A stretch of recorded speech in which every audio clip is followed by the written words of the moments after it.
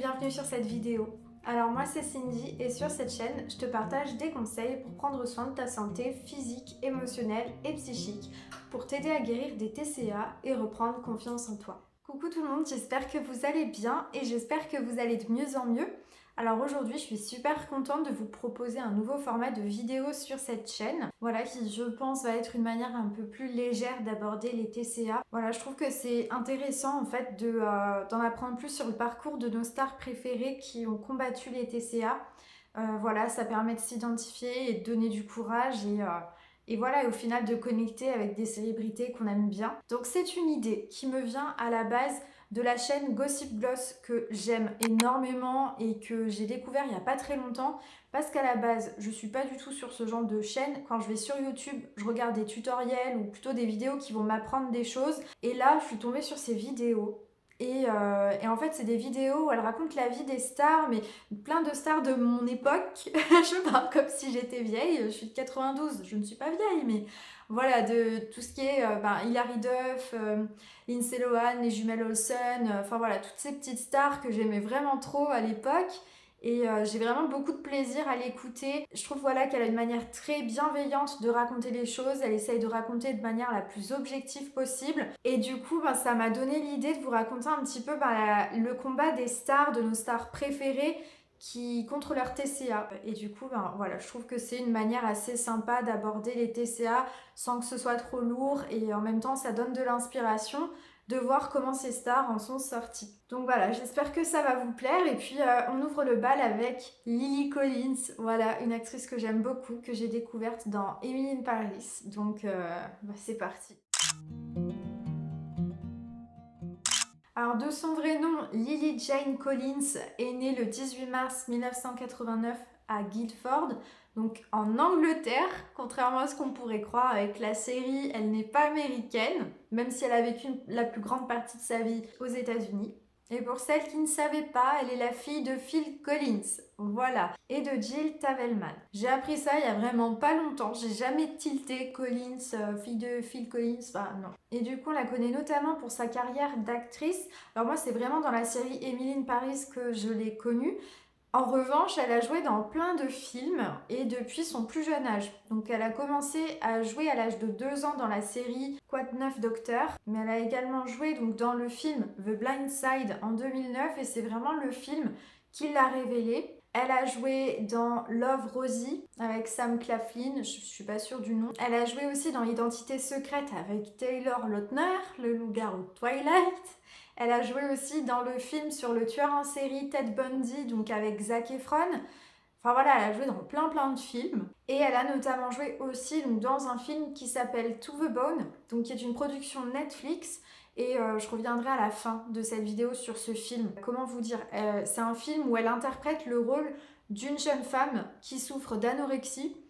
Et en fait, donc voilà, une ex-anorexique qui joue le rôle d'une anorexique. C'est quand même quelque chose, c'est pas anodin, et donc j'aimerais revenir dessus plus en détail. Après, ce qu'on connaît moins aussi, c'est qu'elle avait démarré une carrière de mannequin. Donc en 2007, à l'âge de 18 ans, Chanel l'a choisie pour porter une super robe lors d'un grand événement. En 2008, elle a été nommée le mannequin international de l'année par un magazine espagnol Glamour. Et elle a également été à l'université pour suivre des cours de journalisme. Et elle a écrit donc pas mal d'articles pour plusieurs magazines tout au long de sa vie, notamment période du lycée, université. Elle a écrit pour Elle Girl, Seventeen, Teen Vogue et pour Los Angeles Times. Et du coup, je vous propose quelques petits fun facts avant d'entrer vraiment dans le vif du sujet. Il faut savoir qu'elle a quand même 5 tatouages. Donc son premier tatouage, c'est un tatouage qu'elle a dans le dos et c'est une phrase qui est écrite donc, de sa propre main. Donc Love Always and Forever, donc c'est une phrase en fait qui représente le fait qu'elle croit en l'amour éternel, l'amour qui dure toujours, que ce soit envers son partenaire amoureux ou sa famille, ses amis, ses proches. Et ensuite, son deuxième tatouage est situé sur son poignet et il s'agit de ses initiales, LJ, à l'intérieur d'un cœur. Et elle revient sur le J, qui est une lettre très importante pour elle, car énormément de personnes qu'elle aime beaucoup, qui ont des prénoms qui commencent par J, sa mère Jill, sa grand-mère qui s'appelait Jane. Et du coup, donc autour du cœur, il y a des ailes d'ange, et au-dessus, il y a la couronne britannique, donc là en référence à ses racines, puisqu'elle est née en Angleterre. Son troisième tatouage, lui, est situé sur le pied. Et donc vous pouvez voir qu'il y a une phrase qui forme la tige d'une rose, et cette phrase et donc The nature of this flower is to bloom, donc la nature de cette fleur est de s'épanouir. Et en fait, donc ce tatouage fait référence au film Love Rosie dans lequel elle a joué.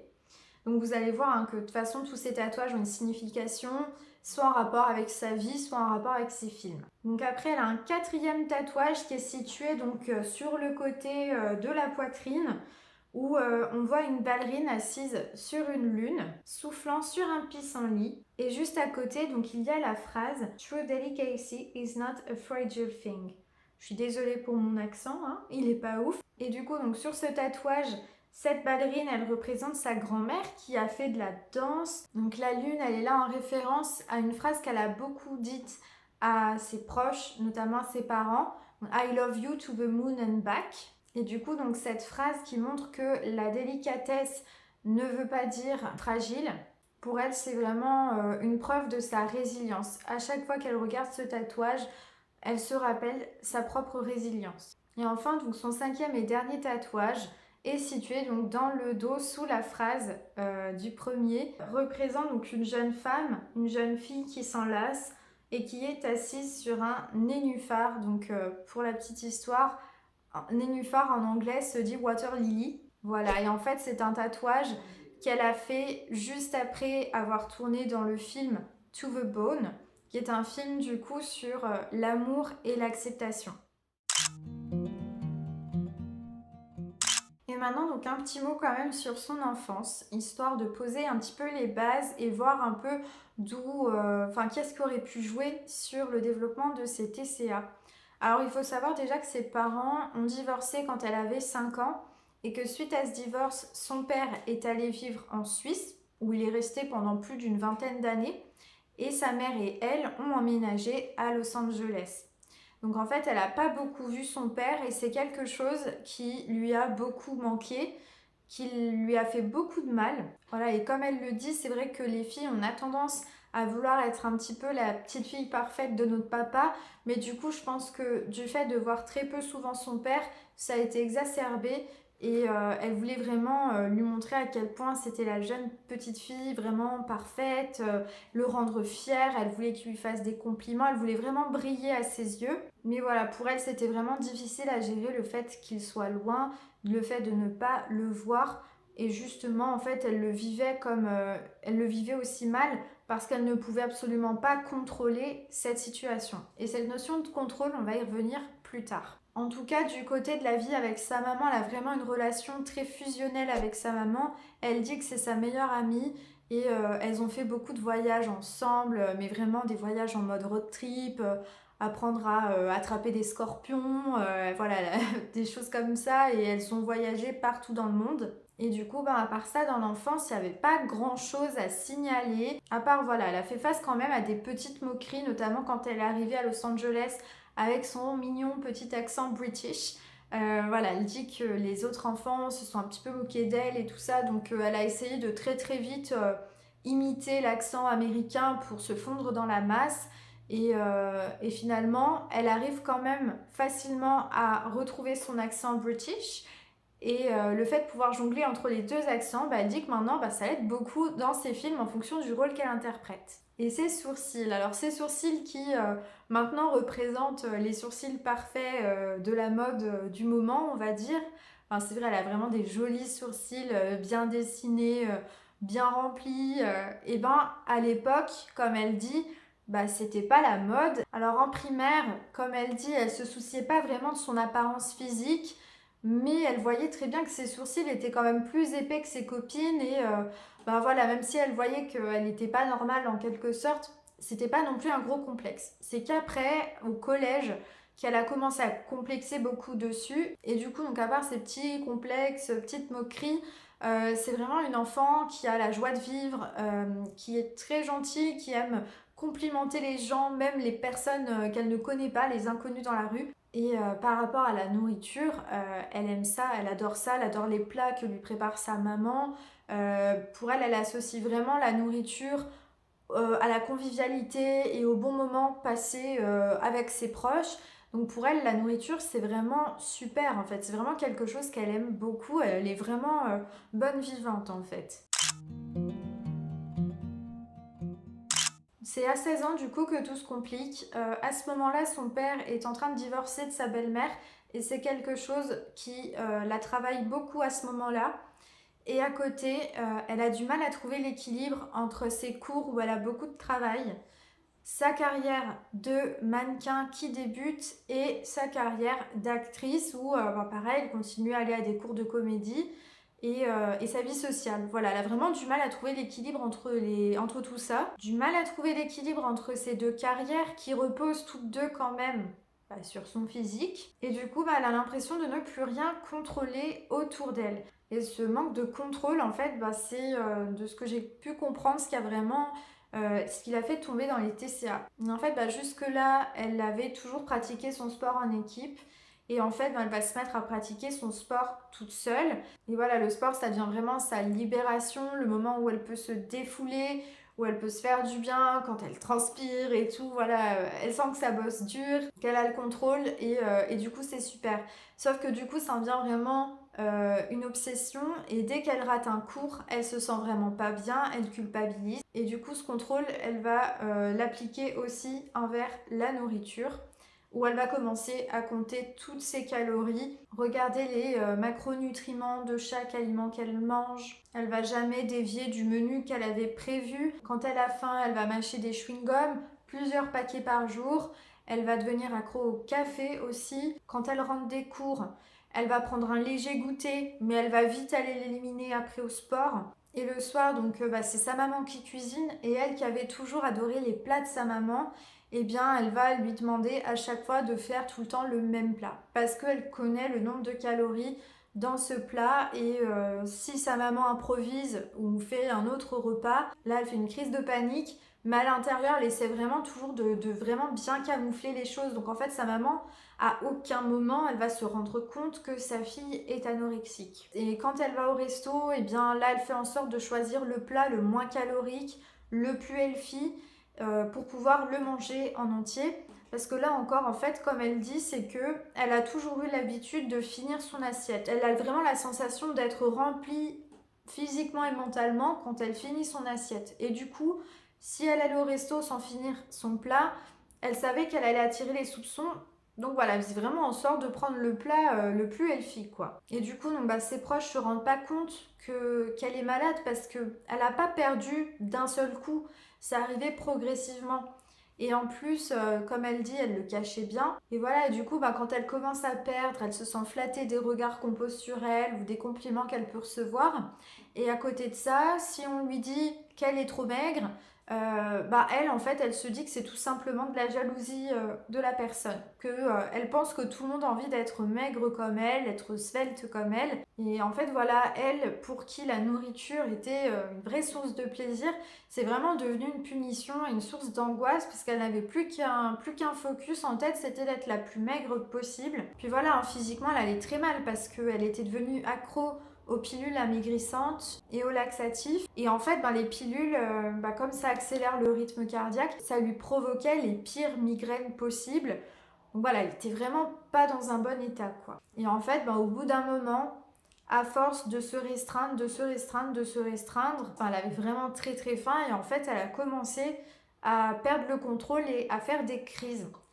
Et en fait, elle est tombée dans la boulimie parce que du coup, quand elle faisait une crise où elle se mettait à manger énormément d'aliments, fallait pas que ça reste, il fallait absolument qu'elle les élimine. Et du coup, elle a commencé à se faire vomir. Et donc pareil, elle a développé des méthodes, des moyens, parce que c'est pas naturel. Au début, quand tu te fais vomir, t'y arrives pas comme ça. Enfin voilà. Et en fait, pour elle, la boulimie, c'était un autre moyen de contrôle, puisque en fait, elle se disait, c'est parfait, je peux me faire plaisir, manger ce que je veux, de toute façon, après, je garde pas. Sauf que après une crise où elle s'est faite vomir, quand elle arrivait à tout ressortir, donc pour elle c'était une crise réussie. En revanche, quand elle n'arrivait pas à faire ressortir tous les aliments, eh bien là elle se sentait trop mal, elle se roulait par terre à pleurer, elle était vraiment au bout de sa vie de la culpabilité. Et voilà, donc elle aussi elle a connu ce fameux tout ou rien, vous savez, le foutu pour foutu, le tout ou rien, c'était soit je contrôle tout bien, tout parfaitement, donc elle ne goûtait à rien, parce que le problème c'est que si elle goûtait un aliment interdit, eh bien ça finissait en crise. Et pareil, donc elle allait tard dans la nuit chercher à manger, chercher de la junk food pour faire ses crises. Enfin voilà, tous les petits trucs que nous-mêmes on a pu faire. On voit que voilà, elle aussi les a fait, donc c'est vrai que ça permet de s'identifier à elle et de comprendre du coup la détresse dans laquelle elle était. Puis voilà, physiquement, donc elle était super fatiguée, ses cheveux et ses ongles n'avaient plus aucune brillance, ils étaient cassants, sa gorge et son œsophage la brûlaient constamment. En fait, ça a continué comme ça jusqu'au jour où le lycée a convoqué sa mère et lui a dit de la faire voir par un médecin par rapport à son poids, parce que voilà, elle était trop maigre et tout. Et le lycée a dit, voilà, si le médecin dit que son poids est devenu dangereux pour elle, on ne la reprend pas au lycée, elle ne retourne pas en cours. Alors là, Lily Collins, elle a eu une grosse frayeur de se dire que de ce rendez-vous allait se jouer peut-être tout son avenir. Et juste avant le rendez-vous, elle a été au Starbucks manger plusieurs pâtisseries dans l'espoir de prendre un petit peu de poids avant le rendez-vous. Et puis donc voilà, elle va à son rendez-vous et puis en fait le médecin décrète que bah non, elle n'est pas en danger, donc voilà, pas de problème. Donc en fait, elle repart, mais il n'y a rien qui change. Donc, mais malgré tout, là, sa maman commence vraiment à se poser des questions, parce que jusque-là, sa mère se disait que Lily était une fille qui faisait attention à ce qu'elle mangeait, qu'elle faisait même très attention, mais voilà, elle se doutait vraiment pas que sa petite fille était malade comme ça. Puis après, donc voilà, pour le cacher aussi, donc elle a fait un petit peu le yo-yo pendant plusieurs années, où elle reprenait un peu de poids, et puis dès qu'elle se sentait plus bien, elle recommençait dans la restriction, et elle reperdait du poids, enfin voilà, elle a fait un peu le yo-yo comme ça. Et en parallèle, donc côté cœur, elle est tombée sur des relations toxiques avec des hommes qui ont été violents envers elle, notamment psychologiquement. Après, voilà, comme elle dit, un ex, un coup, lors d'une dispute super violente, il l'a quand même attrapée par le cou. Alors, bon, a priori, elle n'a pas été tapée ni quoi que ce soit, mais quand même, voilà, le mec avait un peu levé la main sur elle quand même. Donc voilà, ça c'est des choses qu'elle a vécues. Par contre, voilà, je peux pas vous dire dans quelle mesure ça a impacté ses TCA parce que ces relations toxiques, de ce que j'ai compris, c'est arrivé plutôt au début de sa vingtaine et c'est arrivé au même moment que la guérison de ses TCA. Donc je sais pas trop. En tout cas, ce qui a fait son déclic pour enfin guérir, ça a été les discussions avec sa mère et ses amis. Voilà, suite à leurs préoccupations et tout ça, les discussions, en fait, Lily a compris qu'elle était en train de passer à côté de sa vie, qu'elle avait laissé passer de super beaux moments et qu'elle était en train de perdre énormément de temps à se concentrer sur cet objectif qui ne la rendait pas bien. Puis en plus, voilà, physiquement, elle était pas bien, elle se sentait faible et au final pas alignée avec sa personnalité où pour elle, elle se sentait forte, elle se sentait comme une femme emprisonnée dans un corps de petite fille. Et en fait, elle a pris la décision de se faire suivre par un thérapeute, commencer une thérapie pour enfin guérir. Et pour elle, ça a été un vrai grand pas parce qu'elle était plutôt justement dans la posture de l'amie vers qui on se tourne quand on a besoin d'aide. Donc là, le fait de demander elle-même de l'aide, ça a été une grosse victoire. Et pareil, suite à ces TCA, donc elle n'avait plus de règles et depuis plusieurs années. Et du coup, elle vivait dans la peur de ne jamais pouvoir avoir d'enfant alors que ça fait partie de ses rêves. Et donc, suite à ce processus de guérison, elle est allée voir une gynéco qui l'a rassurée et qui lui a dit que c'était bon, qu'elle pourrait avoir des enfants. Donc voilà, elle était super contente parce que non seulement elle pourrait avoir des enfants, mais en plus, elle avait, même si elle avait fait du mal à son corps, aucun dégât n'était irréversible. Et du coup, donc qu'en est-il maintenant de son rapport à la nourriture, à son corps parce que voilà, ça a beaucoup évolué maintenant. La nourriture, elle le voit comme un carburant qui lui permet de se sentir forte physiquement, mentalement et émotionnellement. Et par rapport à la cuisine, alors elle s'y est mise tardivement. Le temps de ses TCA, forcément la nourriture c'était son ennemi et tout, donc apprendre à cuisiner et cuisiner des choses qu'elle n'aurait pas pu manger, ça ne l'intéressait pas forcément. Donc elle s'est mise tard, notamment lorsqu'elle a été en couple avec un amoureux qu'elle aimait beaucoup et dont elle voulait prendre soin. Pour elle, c'était aussi donc l'occasion de recréer des moments conviviaux autour de la nourriture. Donc elle s'est mise à la cuisine, elle a préparé des plats, elle a appris à faire des cookies au quinoa et chocolat qui sont devenus sa spécialité. Parce que voilà, en plus son chéri devait suivre un régime sans gluten. Donc voilà, c'était l'occasion d'apprendre à cuisiner des bons petits plats pour pouvoir lui faire plaisir, qu'il y ait un peu de plaisir dans sa nourriture. Et puis, comme un défi ne suffit pas, voilà, cuisiner sans gluten, elle s'est dit pourquoi pas apprendre en plus à cuisiner vegan. Voilà. Et en parallèle, du coup, de la nourriture, par rapport à son physique, alors ce qu'elle explique en fait, c'est que elle a accepté de faire la couverture du magazine Shape, donc un magazine de fitness. Et sur la couverture, il fallait qu'elle pose en maillot de bain. Et en fait, c'est quelque chose qui l'a fait beaucoup hésiter. Elle a eu vraiment peur parce que de toute sa vie, elle aurait jamais cru qu'elle poserait en maillot de bain. Parce que voilà, par rapport à l'image de son corps, peur de pas être assez parfaite, etc. Et en fait, pour elle, c'était un moyen de se mettre à nu et de s'assumer complètement. Donc un vrai défi pour elle. Et même si avant d'y aller, elle était très stressée parce que voilà, peur de pas être parfaite, etc. Eh bien, elle s'est dit plutôt que de me concentrer sur le fait d'être parfaite ou non, là, je vais juste me concentrer sur le fait que je me sens forte, que je me sens en bonne santé et que je me sens confiante. Et voilà, donc comme elle dit, ça s'est super bien passé. Elle a été à l'aise. Elle dit qu'elle s'est jamais sentie aussi à l'aise dans son corps que ce jour-là. Et voilà, pour elle, c'était une grande victoire d'avoir réussi et de ne pas avoir laissé ses insécurités gagner. Et maintenant, donc, je voulais quand même revenir sur ce film To the Bone. Alors déjà, si vous ne l'avez pas vu, je vous le conseille. Il est super. Elle joue avec Keanu Reeves dedans.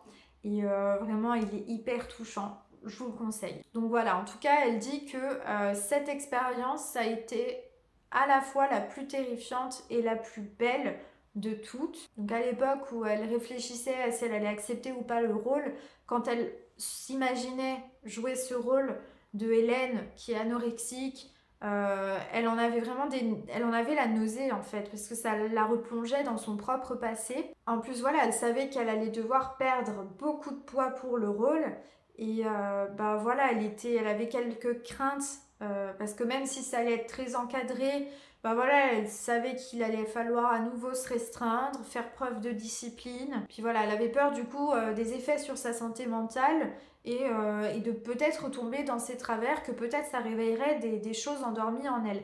Parce qu'à ce moment-là, ça fait 10 ans qu'elle s'est sortie des TCA, mais pour elle, elle se sent guérie, mais elle pense que la guérison dure toute la vie. Et puis voilà, finalement, elle a senti dans ses tripes qu'il fallait qu'elle le fasse. Parce que voilà, elle voulait contribuer à lever les tabous autour des TCA. Parce que comme elle dit, voilà, c'est tabou, on en parle peu, mais alors que de plus en plus de monde en souffre. Et puis pour elle, le fait de réussir à jouer ce rôle, et c'était une façon de faire face à son passé, de faire face à ses anciens démons, et que du coup, sa victoire allait être enregistrée pour toute la vie dans un film.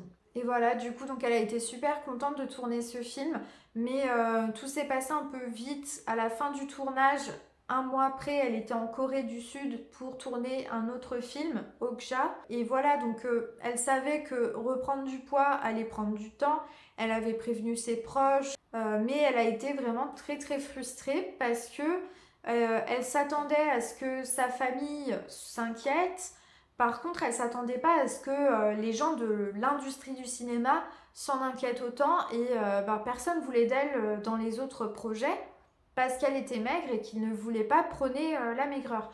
Donc bien évidemment, maintenant avec le recul, elle se dit bon, ils avaient raison, hein, c'est sûr, mais elle à l'époque, elle se sentait frustrée parce qu'elle savait que c'était qu'une période temporaire et que c'était que pour un rôle qu'elle avait perdu autant de poids. En tout cas, voilà, pour reprendre du poids, elle s'est dit qu'elle allait faire ça vraiment tranquillement, se remettre au sport tranquillement pour pas brusquer son corps. Après, je crois que dans son livre, ce qu'elle expliquait, parce que bon, son livre est en anglais, donc ce que je vous dis, c'est par rapport aux traductions et tout ce que j'ai faites.